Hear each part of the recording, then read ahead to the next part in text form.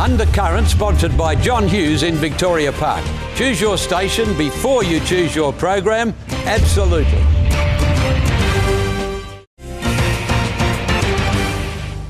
Hello and welcome back to Undercurrent. I'm Christy Molliker. Now tonight finds me in the beautiful Stirling Gardens here in the city of Perth. Now recently there was a rather fabulous 40th birthday celebration. It was the Film and Television Institute in Fremantle, more commonly known as the FTI, and I was lucky enough to head on down and check it out.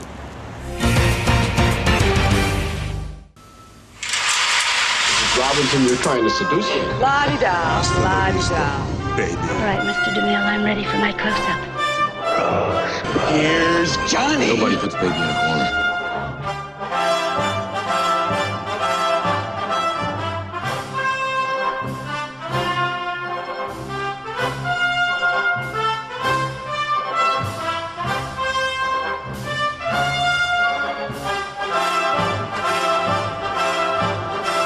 I'm Christy Molliker. Well, tonight finds me at the FTI in Fremantle. We are celebrating 40 years of the Film and Television Institute. 40 years, I think it's been the birthplace of many different parts of the arts organisation. In fact, I'd say in its own way, community television sort of started through FTI. I'm looking forward to it. Let me see what everyone's wearing and dressed. It'll be fun.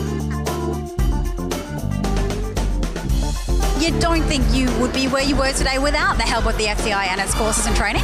No, probably not. I mean, that's what's really good about them. They do offer those one-off courses, and for a guy like me, that's been gold. What does the future hold for them, do you think? Well, FTI's been here for 40 years, and we'd love to see them here for another 40 years. Smart people got together and they wanted to set up an institution that would enable West Australian kids to get involved with the business. I think why it survived for 40 years is actually supporting people to take risks, to experiment, and hopefully through failure learn their mistakes to actually be success, because you're allowed to experiment here and we encourage people. They've also put on the West Australian Screen Awards with Screen West, and that's helped, I guess, network with a lot of the rest of the industry and also aspire to win the awards. A place where you have working artists, in this case in the area of film and television, creating great stuff right in the middle of the city, having a really great presence, running film nights and Bohemian cinema and all those kinds of things. Fantastic. I know that you are handing over the mantle of CEO in around about February, but let's talk about the future of the FTI.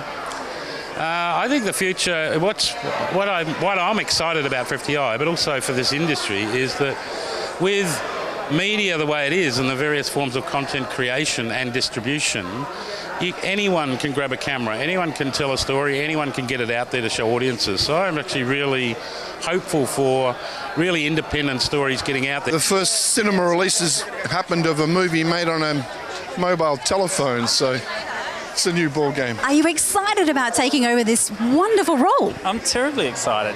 I think the FTI's got a big part to play in the industry itself, growing and becoming, something that more and more people can have careers in out of WA. So, yeah, really exciting times. This is a great old building, the old boys' school here as well, and we're looking at doing some major renovations. In fact, just this year we're scoping out works, about $600,000 worth of works to do this building, to give FTI a new home for the next 40 years. And tell us what you're up to at the moment and what's in store for the future. Making a feature-length rockumentary called Meal Tickets. And is that by the 16th of September 2012, I will send this film to Sundance.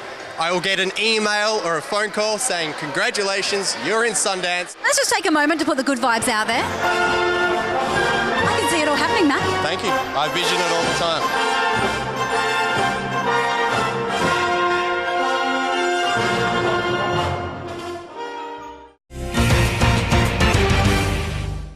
Well, it seems to be an ongoing debate whether or not prostitution and brothels should be legalised, and if so, where indeed they should be allowed to be. Roxy Wykes investigates. In 2008, the Parliament passed the law of legalising prostitution. This controversial law never became effective. In recent weeks, the legislation has been revisited by Attorney General Christian Porter, proposing a new legislation that will legalise prostitution in WA in a bid to improve health standards and keep brothels out of residential areas. There has been many concerns about whether this new proposed legislation will actually benefit our community or potentially drive the industry underground. Well, what we're seeing is that the legislation's been created with community safety safety in mind. So to remove brothels from, say, residential areas and suburbs and to place them, say, in industrial zones that are away from communities and away from schools. But what we're seeing also is that this new legislation isn't acknowledging the realities of the sex trade, which is that women are harmed in prostitution. Prostitution exploits women. The legalisation of prostitution is that the government is sending the wrong message to our children, our grandchildren, our great-grandchildren. We're giving a licence for men to abuse women, and I'm going to add one step further and say that 90% of married men go to brothels. Why the hell would you want to legalise it? Because I've always wanted legalisation, I've always fought for legalisation, but we need a law that's workable with the industry, and the government haven't consulted the industry to have a look at this law. They don't understand how the industry works. They still have a lot of Hollywood imagination. Our politicians know very well what's happening behind the scenes. Our prisons are full of problems. Our social problem of drugs and prostitution is rife, and it's going to proliferate. These people are in positions of power and they need to be the watchmen. This shouldn't happen on their watch. For women to be able to cope with being in prostitution, they often have to take drugs to psychologically disassociate themselves from the work that they're doing. Well, what this law will do will again legitimise the work of prostitution, but not only that, legitimise the act of men purchasing women for sex. And as we do that, the demand for prostitution will continue to grow. The amount of men purchasing sex will continue to increase. So this means that more women will be needed to service the demand. So that will mean we will have more women coming in from Asia to service the demand that's needed. The Swedish law actually makes it a crime to purchase a woman for sex. Since this law has been passed, they have seen a decline in the amount of men that purchase women for sex. And because the demand has dropped, the amount of women in prostitution has dropped as well. I personally don't like it, and I mean, they haven't really had a lot of successful prosecutions on the Swedish model, so it's not particularly workable either. You can't completely, never ever eradicate it, but you're going to send the right message. This is not okay for our generations. We don't need to sell our bodies. They're saying that no escorting is allowed. You know, nobody's allowed to do an escort. What about a quadriplegic or a paraplegic? Are they not entitled to have any sex in their whole life? For centuries and centuries, prostitution has just flourished itself. No legalisation, no legislation, and somehow it just was a quiet thing. It happened. Let it be. It's going to happen. It's like you can't change the world completely. It's like murder. We haven't got the fix for murder. We haven't got the fix for people stealing, breaking and entry. We haven't made that legal. I say leave it alone. If people are going to choose that path, let them choose it. Let's not make it nice and legal for the girls. Let them see that it is belongs with the cockroaches. We've looked at it, and that law is very, very badly written. They really need to scrap it and start again. Will this new legislation really benefit sex workers in our community, or will it do more harm than good? I'm Roxy Wax reporting from Undercurrent. Well, now it comes to one of my favourite parts of the show. Mr. John Hammond this week sits down at the Court Wine Bar to have a chat with the CEO of the city of Subiaco.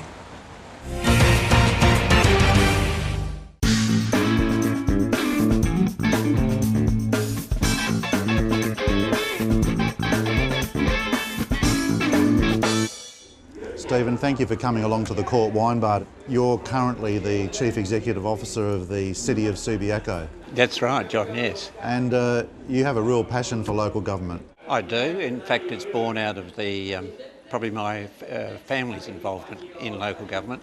My grandfather was the Roads Board Secretary, and my father was also a town clerk at Claremont. As a CEO, you deal with industrial relations, you deal with community relations, you deal with elected member relations, and each of those people or each of those groups expect you to behave in a professional way, even though you might be seething underneath.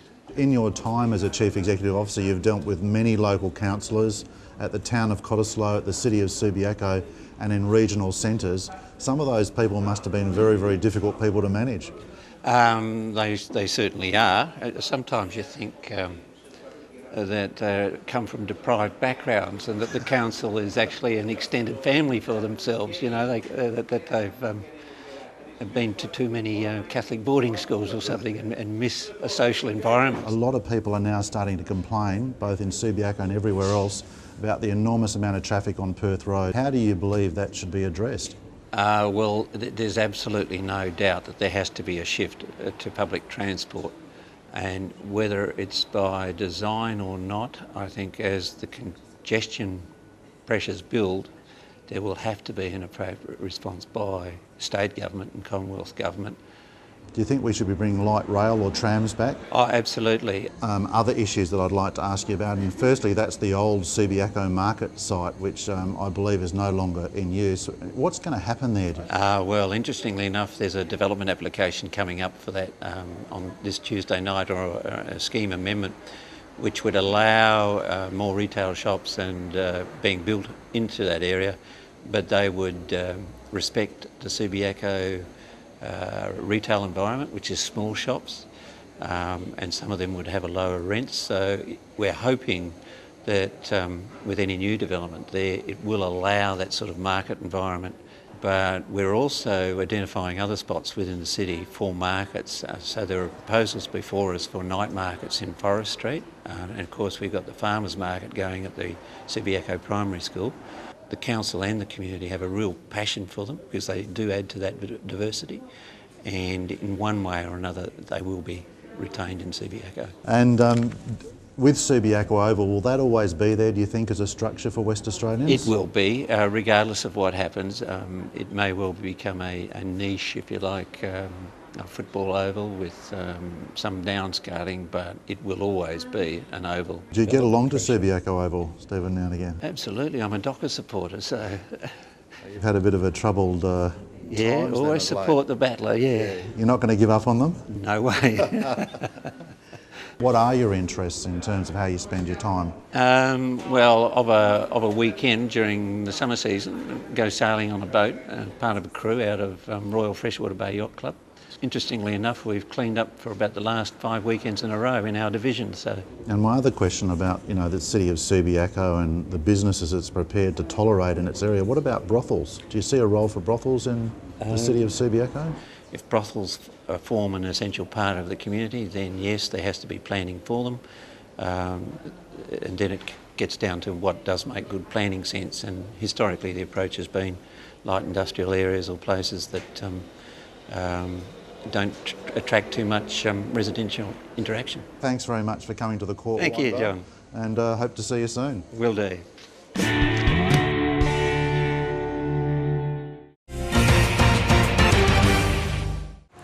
Well, I certainly hope you've enjoyed the very first episode of Undercurrent for 2012 here in the beautiful Stirling Gardens. We would love to hear your feedback, or if you have any ideas for Undercurrent for 2012, you can follow us on Facebook, on Twitter, or visit our website at wtvperth.com.au. I'm Christy Molliker, and I'm looking forward to seeing you next week for more Undercurrent.